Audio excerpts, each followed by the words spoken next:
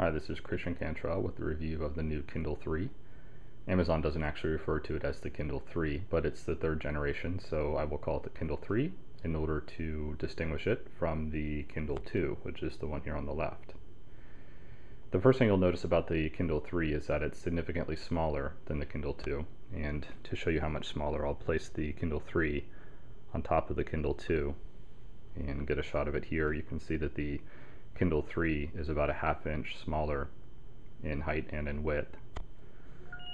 And here's the Kindle 3 on top of my iPad. So you can see it's significantly smaller and lighter than the iPad. And here it is next to a Droid X, which is admittedly a large phone, but it gives you some idea of scale and perspective.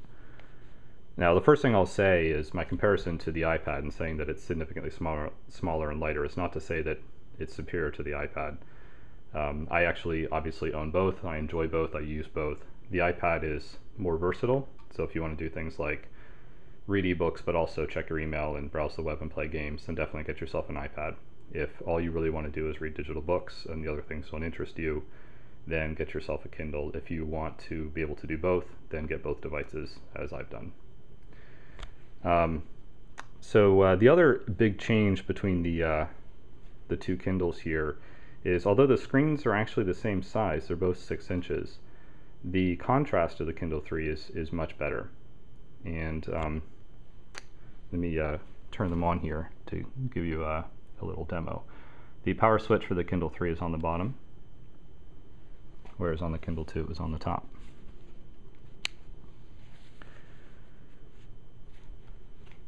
There you go. And so I'm going to go into macro mode here and see if I can show you just how much better the contrast is on the Kindle 3.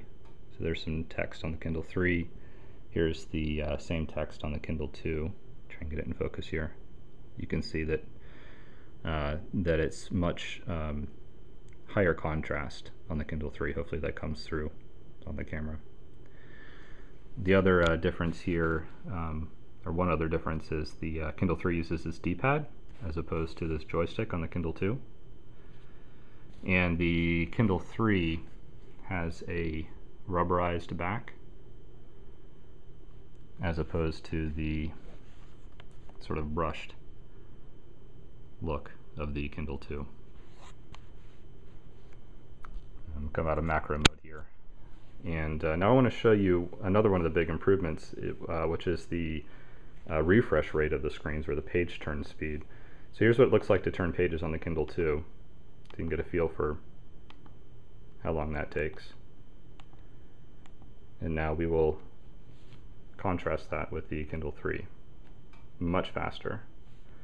Amazon says it's 20% faster on the Kindle 3. I actually would say that it's a little better than 20%, but regardless, it's faster, which is an improvement.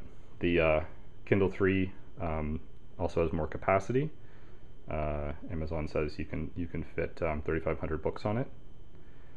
It's has a better battery. The battery life is improved and supposed to go up to a month with the wireless turned off, which I haven't had a chance to test it because I just got it yesterday. But judging from the battery life on the other Kindles I've owned, I would say that that's probably accurate.